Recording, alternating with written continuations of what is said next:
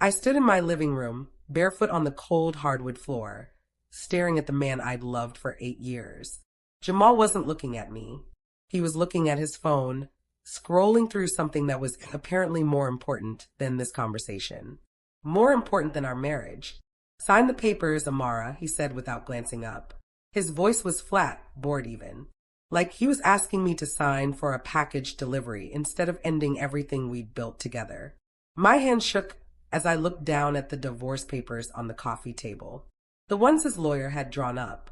The ones I knew nothing about until 3 days ago when they appeared in our mailbox like a bomb disguised as junk mail. Jamal, can we please just talk about this? My voice cracked. I hated how weak I sounded. Whatever's wrong, we can fix it. We can go to counseling. We can. There's nothing to fix. He finally looked up, and the coldness in his eyes made me step back. I don't want to be married to you anymore. It's that simple. Simple. The word came out as a whisper. 8 years is simple. 8 years that shouldn't have happened in the first place. He stood up, shoving his phone into his pocket. My mother was right. I settled. I could have done better. His mother. Of course. Mama Verna had hated me from the moment Jamal brought me home. I wasn't good enough for her precious son. Didn't come from the right family. Didn't have the right education. Didn't have the right anything. Your mother put you up to this, I said, anger finally breaking through the shock and hurt. My mother opened my eyes, Jamal corrected. She made me see what I was too blind to see before. You've been holding me back, Amara. You and your small-town thinking. Your lack of ambition. I'm going places, and I need someone by my side who can keep up. Each word was a knife. 8 years of cooking his favorite meals. 8 years of supporting his business ventures. 8 years of working 2 jobs so he could get his MBA without taking on more student loans. 8 years of skipping vacations and new clothes and anything nice for myself so we could save for the future he promised we'd build together. I gave you everything, I whispered. Yeah. Well, everything wasn't enough. He walked past me toward the door. Sign the papers. My lawyer will be in touch about dividing assets. Though honestly, there's not much to divide. This rental isn't in your name. The car is mine. You don't really have anything. The door slammed behind him. I stood there in the silence, trying to process what had just happened. The man I loved, the man I'd sacrificed everything for, had just walked out like I was nothing. Like we were nothing. I sank onto the couch, my legs finally giving out. The divorce papers stared up at me. Black letters on white paper that would erase 8 years of my life. My phone buzzed. A text from Jamal. Be out by Friday. Mama needs the place for storage. I read it 3 times, sure I was misunderstanding. This was our home. We'd lived here for 6 years. The rent was paid through the end of the month. Another text came through. Lease is in her name. You're not on it. Be out or we'll have you removed. My hands were shaking so hard I almost dropped the phone. How had I not known the lease was in his mother's name? When had that happened? I thought back, trying to remember. The landlord always dealt with Jamal. I just assumed it was in both our names. How naive I'd been. I called my sister, Tasha. She answered on the 3rd ring, breathless like she'd been running. Girl, I cannot talk right now. I'm at spin class and Denzel Jr. is about to start the cool down, and you know that's the best part where. Jamal wants a divorce. Silence. Tasha. I'm coming over. Give me 20 minutes. She made it in 15. One look at my face and she wrapped me in a hug so tight I couldn't breathe. That's when the tears finally came. Big, ugly sobs that shook my whole body. All the hurt and betrayal and shock I'd been holding in came pouring out. When I could finally talk, I told her everything. The papers, the coldness, the cruelty, the eviction. That sorry piece of Tasha caught herself, and his witch of a mother. This has her fingerprints all over it. That woman has been trying to break you two up since day one. She won, I said flatly. She finally won. This isn't over. Tasha grabbed my shoulders. Listen to me, Amara. You don't just roll over and let them destroy you. You fight back. With what? You heard what Jamal said. I don't have anything. No house, no car, nothing in my name. You have more than you think. Tasha pulled out her phone. I'm calling Shonda. You remember her from college? She's a lawyer now. Family law. She'll know what to do. Tasha, I can't afford a lawyer. I barely have enough saved for first month's rent and security deposit on a new place. Shonda owes me. Big time. Remember when her terrible ex tried to blow up her car junior year, and I convinced campus security it was mechanical failure? She'll help you. And before you say anything, you're staying with me until we figure this out. The next few days were a blur. Shonda came over to Tasha's apartment where I was camping out on the couch. She was tall and intimidating in a sharp gray suit, with braids pulled back in a severe bun that made her look like she meant business. Tell me everything, she said, pulling out a yellow legal pad. And I mean everything. Every detail of your marriage, your finances, what you own together, what was in whose name. Everything. I talked for 2 hours. Shonda took notes the whole time, occasionally stopping me to ask specific questions. When I finished, she sat back and looked at me with an expression I couldn't read. Your husband is an idiot, she finally said. I could have told you that, Tasha muttered from the kitchen where she was pretending not to eavesdrop. No, I mean legally, he's an idiot. Shonda tapped her pen on the pad. He's making some very sloppy moves here. Forcing you out before the divorce is final? That's abandonment. Threatening eviction from a marital home. That could be considered coercion. And if what you're telling me is true about your financial contributions to his education and business ventures, you're entitled to a share of his increased earning capacity. His what? His degree. His business. You helped pay for those things. In many states, that's considered a marital asset. You invested in him, and now he's trying to kick you out without giving you anything in return. That's not how it works. For the first time in days, I felt a flicker of something that wasn't despair. Maybe hope. Maybe anger. I wasn't sure which. What do I need to do? First, don't sign those papers. Not yet. Let's review them carefully. Second, I need you to gather every financial document you can find. Bank statements, credit card bills, receipts, tax returns. Anything that shows money flowing in and out during your marriage. And third, she leaned forward. Tell me about this eviction. The house is in his mother's name. That's what Jamal said. But you've been paying rent? For how long? 6 years. I pay my half on the first of every month. Direct deposit into Jamal's account. Then he pays his mother. Shonda's eyes lit up like she'd just won the lottery. Do you have proof? Bank statements showing those payments. Yeah, of course. I keep everything organized in a folder. Well, I did. It's all still at the house. We need that folder, Shonda said firmly. Today, before they can destroy any evidence. I can't go back there. What if Jamal shows up? What if his mother? That's why I'm going with you. Tasha stood up. And I'm calling Marcus. Marcus was Tasha's boyfriend, a former college linebacker who now worked as a personal trainer. He was 6'4" and could bench press a small car. Nobody messed with Marcus. An hour later, the three of us pulled up to the house I'd called home for 6 years. My hands were sweating as I unlocked the door, half expecting Jamal to be waiting inside. But the house was empty, eerily quiet. Make it quick, Marcus said, positioning himself by the front door. I've got your back, but we don't want to be here longer than necessary. I ran to the bedroom and grabbed the folder from the closet where I kept all our important papers. Bank statements, receipts, tax returns, everything. Then I went through the rest of the house, taking only what was truly mine. My clothes, my books, the quilt my grandmother made me, family photos. I was in the kitchen grabbing my favorite coffee mug, the one Tasha gave me that said, "I'm not bossy, I'm the boss," when I heard the front door open. What are you doing here? Mama Verna stood in the doorway, her face twisted in fury. She was a small woman, barely 5 feet tall, but she'd always seemed bigger than she was. Louder, meaner. She was wearing one of her church dresses, purple with gold buttons, and her wig was sitting slightly crooked on her head. Getting my things, I said, proud that my voice didn't shake. Your things? She laughed, a harsh sound like a crow. You don't have any things. Everything in this house belongs to my family. The court might disagree with you on that. Shonda appeared behind her, all 6 feet of lawyer intimidation. Mrs. Richmond, I'm Shonda Patterson, Miss Johnson's attorney. My client is removing her personal property from a residence she's been occupying as a tenant. I assume you don't want to be charged with illegal retention of personal property. Mama Verna's eyes narrowed. Lawyer? She got a lawyer? With what money? That's none of your concern. Shonda's voice was ice cold. Now, I suggest you step aside and let my client finish gathering her belongings. Unless you'd like me to call the police and explain how you're interfering with. This is my house. I can do what I want. Actually, no, you can't. Shonda pulled out her phone.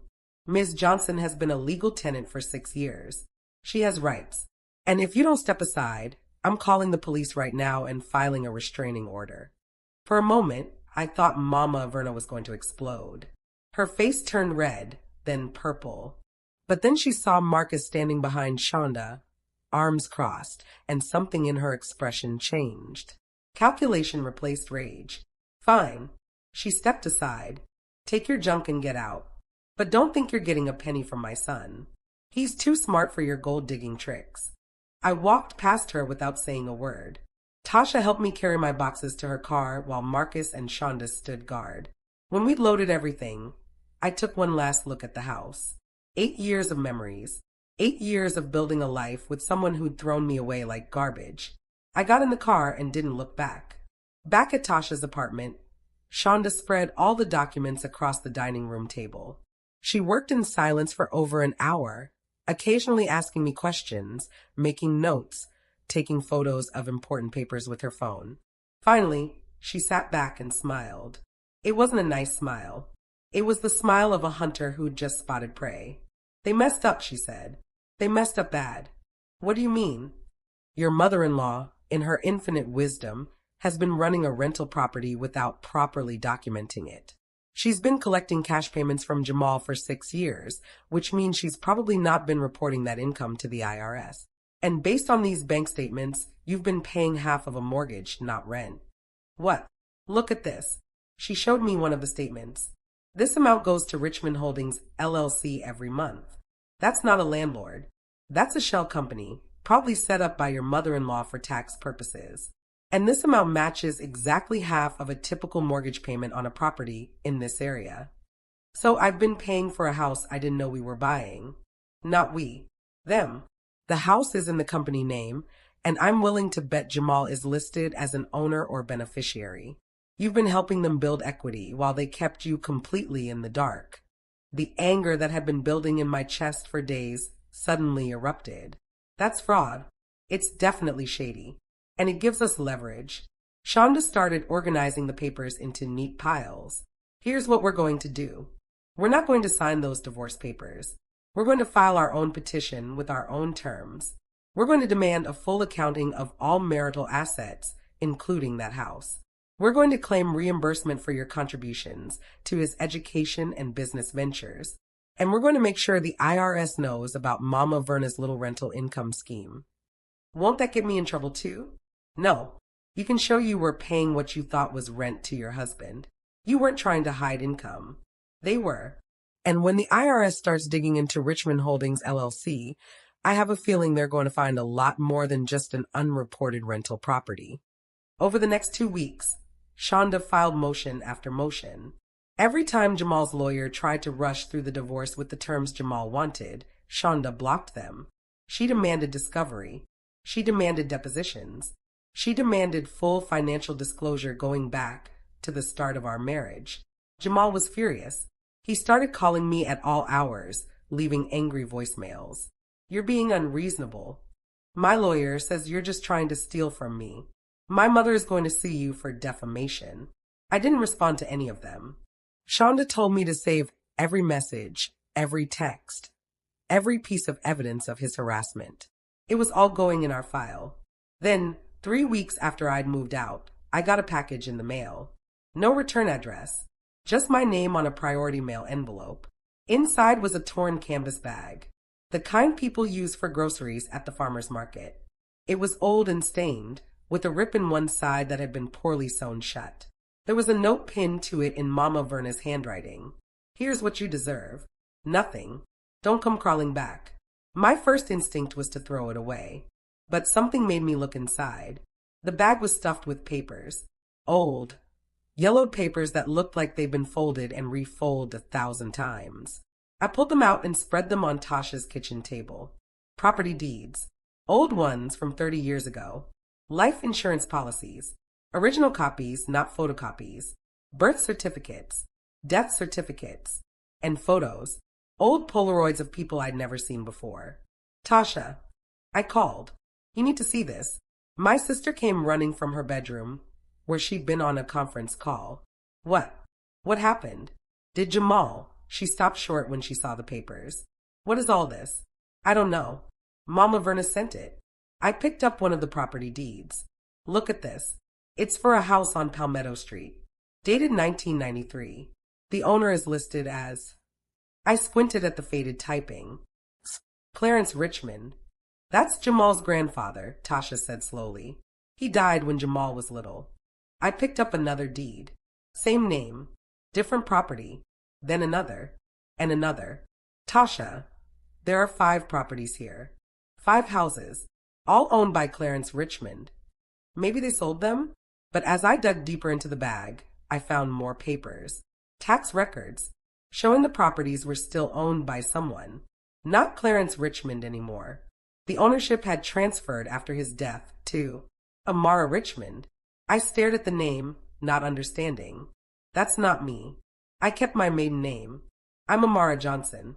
Tasha grabbed one of the documents. Look at the date. This transfer happened in 1995, years before you and Jamal even met. Then who is Amara Richmond? We dug through more papers. Birth certificates. Death certificates. And then I found it. A marriage certificate from 1970. Clarence Richmond married to Amara Lee Richmond. Jamal's grandfather had a wife named Amara, I whispered. That's why he named me after her. He said his grandfather told him that was the name of the strongest woman he'd ever known. Keep looking, Tasha urged. I found more documents. A death certificate for Amara Lee Richmond dated 1998. And a will. An actual, legal, notarized will. I started reading it out loud, my voice shaking. I, Amara Lee Richmond, being of sound mind and body, do hereby bequeath all my worldly possessions to my beloved grandson, Jamal Christopher Richmond, to be held in trust until his 30th birthday or his marriage, whichever comes first.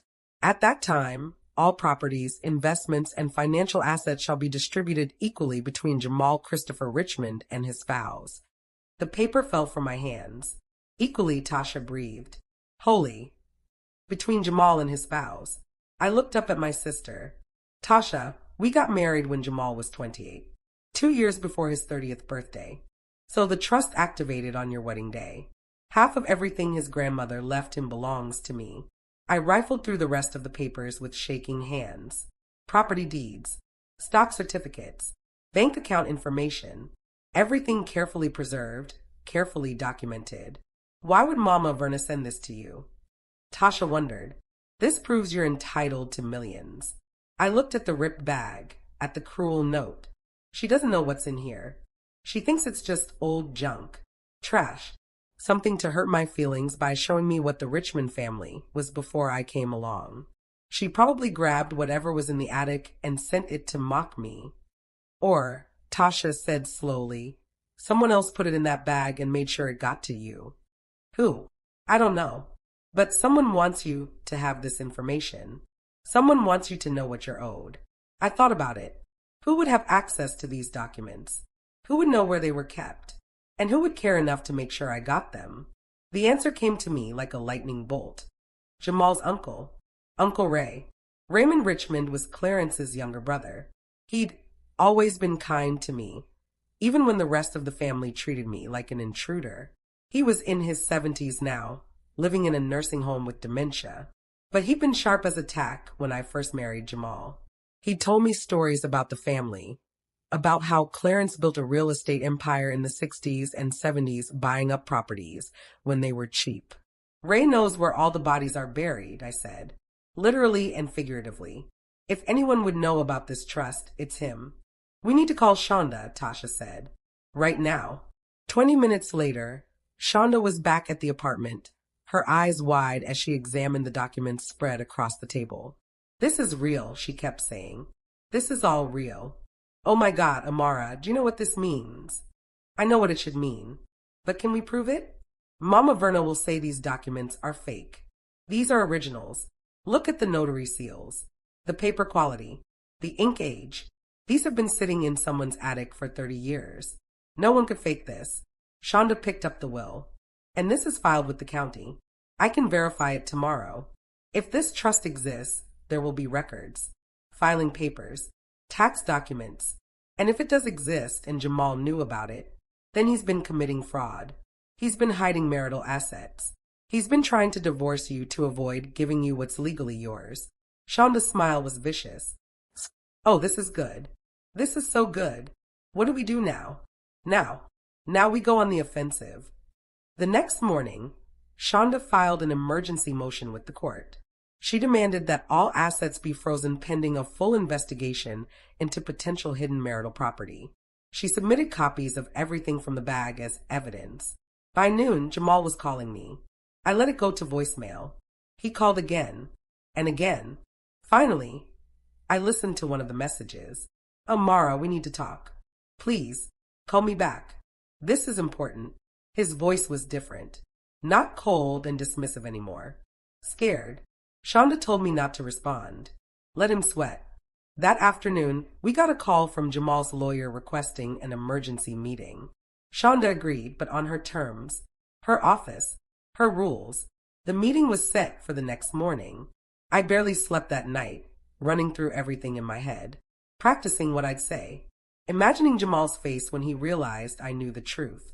When we arrived at Shonda's office, Jamal was already there with his lawyer, a middle-aged white man in an expensive suit who looked like he'd rather be anywhere else.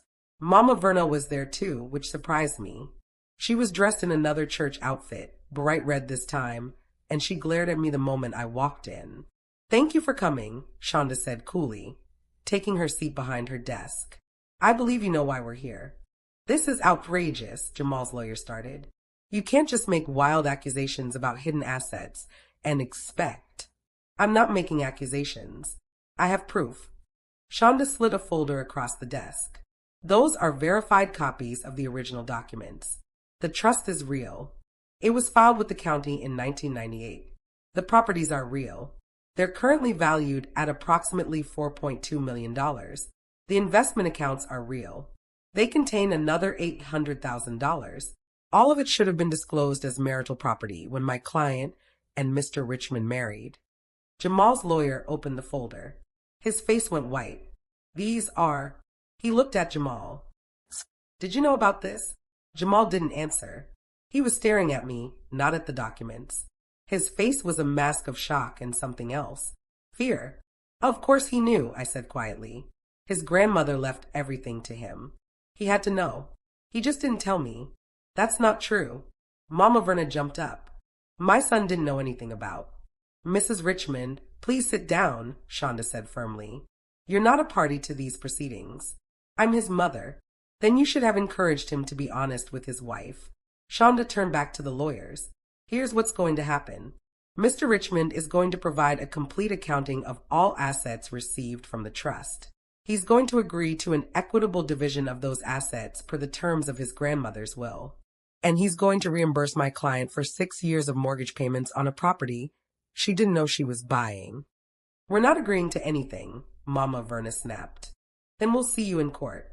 And when we do, I'll be bringing in the IRS to examine Richmond Holdings LLC and its failure to report rental income. I'll be bringing in investigators to trace every dollar of that trust money and where it went. And I'll be bringing in forensic accountants to determine exactly how much Mr. Richmond has been hiding from my client. You're threatening us? Jamal found his voice finally.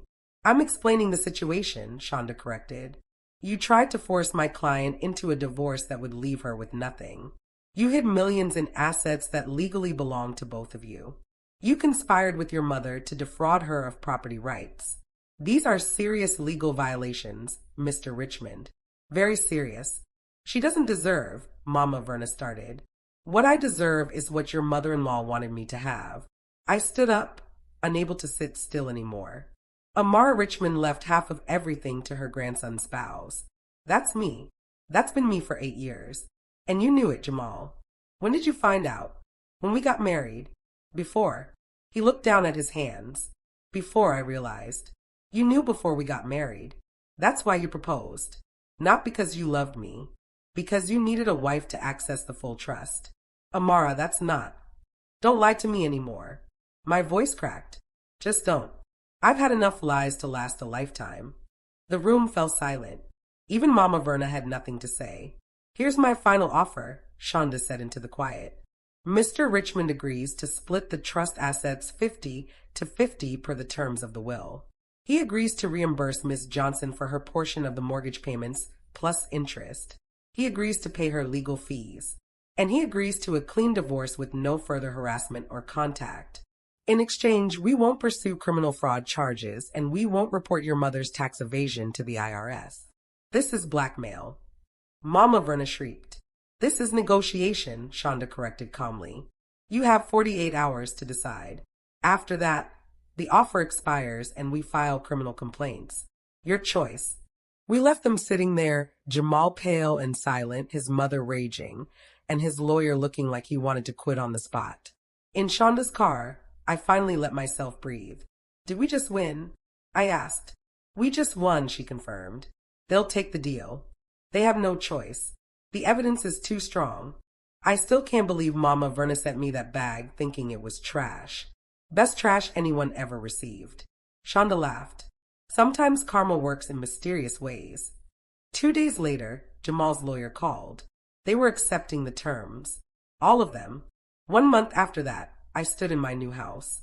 Not a rental. Not a property in someone else's name. My house. Bought with my half of the trust money. Paid for in full. No mortgage. No strings attached. It was a beautiful 3-bedroom in a good neighborhood. Nothing too fancy, but it was mine. The first home I'd ever owned. Tasha helped me move in, along with Marcus and a few friends from work. We spent the whole day unloading boxes, hanging pictures, making the place feel like home. That evening, as I sat on my new couch in my new living room drinking tea from my favorite mug, Shonda called. The money hit your account, she said. All of it. Check your balance. I put the phone on speaker and opened my banking app. The number that came up made me gasp. $2.1 million. Half the trust, plus 6 years of mortgage payments, plus interest, plus the settlement for his hiding assets from you. Congratulations, Amara. You're a millionaire. I stared at the number, not quite believing it was real. What do I do with it? Whatever you want. It's yours. But if you're asking for advice, invest most of it wisely. Buy yourself something nice with a little bit. And live your life knowing you never have to depend on anyone else ever again. After we hung up, I sat there in the quiet of my new home, thinking about everything that had happened. The betrayal, the cruelty, the divorce I never wanted, and the bag of trash that changed everything. I pulled out my phone and composed a text to Jamal. I'd been thinking about what to say to him, how to end this chapter. In the end, I kept it simple. Thank you for showing me who you really are. I'm grateful I found out now instead of wasting another 8 years. P.S. Tell your mother I said thank you for the bag. It was the best gift anyone ever gave me. I hit send and blocked his number. Then I called Tasha. Hey sis, wanna go car shopping tomorrow? I'm thinking something nice. Maybe a Mercedes. A Mercedes? Girl, who are you? I looked around my beautiful new home, thought about the money in my account, and smiled. I'm Amara Richmond, and I'm just getting started. The next few months were a whirlwind. I quit my dead-end receptionist job and decided to go back to school. With the money from the settlement, I could afford to pursue the degree I'd always wanted but never thought I could get. Business administration with a focus on real estate development.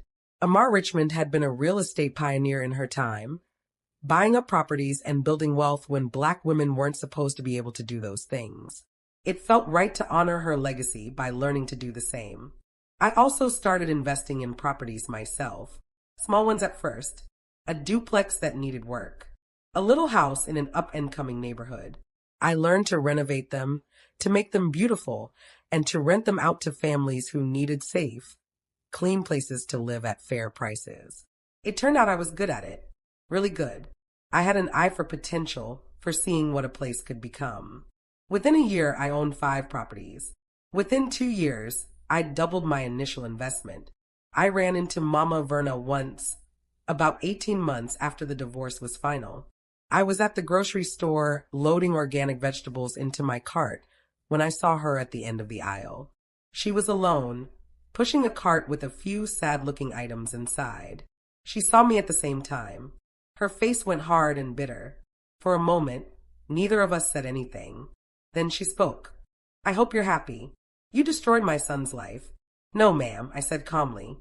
"Your son destroyed his own life by lying and skeeting. I just made sure he didn't destroy mine too. You didn't deserve that money. You didn't deserve any of it." "You're right," I agreed. "I didn't deserve to be lied to for 8 years. I didn't deserve to be used and discarded. But I did deserve what Amara Richmond wanted me to have. She left instructions in her will. I was just following them." Mama Verna's face turned red. That money was supposed to stay in the family. I was family. For 8 years, I was family. Your son made sure I knew I wasn't good enough to be a real Richmond, but his grandmother thought differently. And honestly, I'm grateful to her. She saw something in the idea of Jamal having a spouse that you never did. She saw partnership, equality, love. Love, Mama Verna spat. "That boy loved you. I'm the one who made him see sense. If he loved me, he would have told me the truth about the trust. He would have shared it with me like his grandmother intended. Instead, he hid it, planned to use it, and then throw me away once he didn't need me anymore. That's not love. That's fraud." I pushed my cart past her, done with the conversation. But I stopped and turned back. "By the way, you should know that I donated money in Amara Richmond's name to start a scholarship fund for young Black women studying business and real estate. The first recipient was just selected. She's going to Howard University. I think Amara would be proud." I didn't wait for her response. I finished my shopping and went home to my beautiful house that no one could ever take from me. That evening, I got a call from an unknown number. I almost didn't answer, but something made me pick up. "Hello, Amara?" The voice was old, shaky, but familiar. "It's Uncle Ray." "Uncle Ray, how are you?" "I'm dying, sweetheart. That's kind of why I'm calling." My heart clenched. "Oh, Uncle Ray, I'm so sorry." "Don't be. I'm 87 years old and tired. But before I go, I needed to tell you something. It was me." "What was you?" "The bag. I'm the one who put those papers in that old market bag and told Verna to send it to you." I sat down hard on my couch. "That was you." She came to visit me at the nursing home, bragging about how she'd finally gotten rid of you. How Jamal was going to keep all of Amara's money and find himself a proper wife. A better wife. And I got so angry, Amara. So angry I almost had another stroke right there. "Uncle Ray." Let me finish. I knew Verna was going through Clarence's old things in the attic, looking for stuff to sell. I told her there was a bag up there worth money. Told her some old antiques dealer would pay good money for what was inside. Got her to bring it to me. Then I filled it with all the papers I'd been keeping safe for years. Everything from Amara's trust. Everything Jamal should have shown you. Why did you keep them? Because I knew what kind of woman Verna was raising. I knew he'd try to hide it if he could. And I knew if he ever broke your heart the way I suspected he would, you'd need proof to fight back.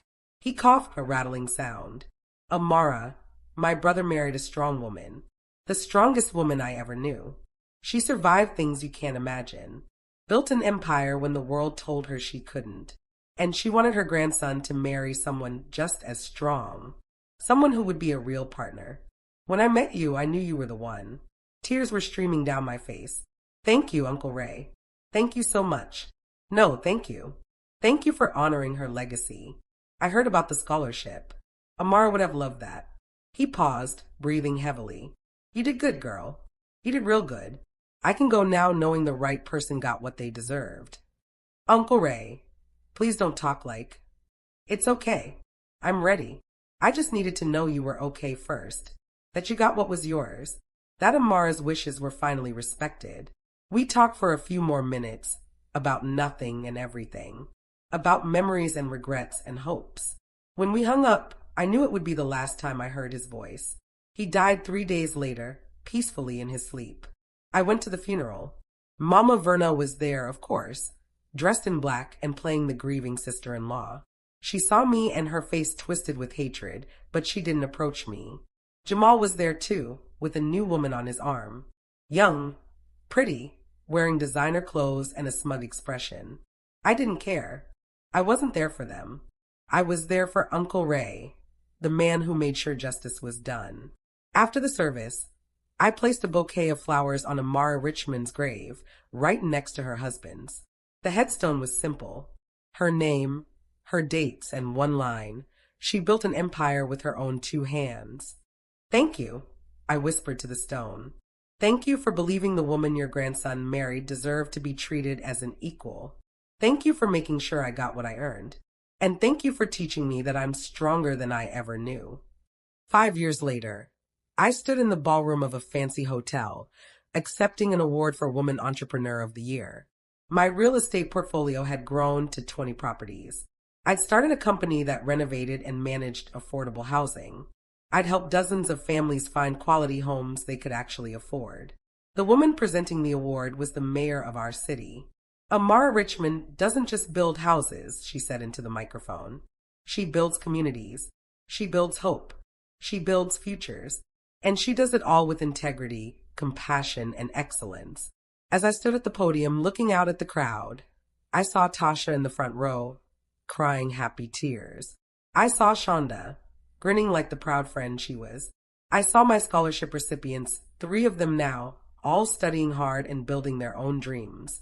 And in my mind, I saw that torn canvas bag sitting on Tasha's kitchen table all those years ago.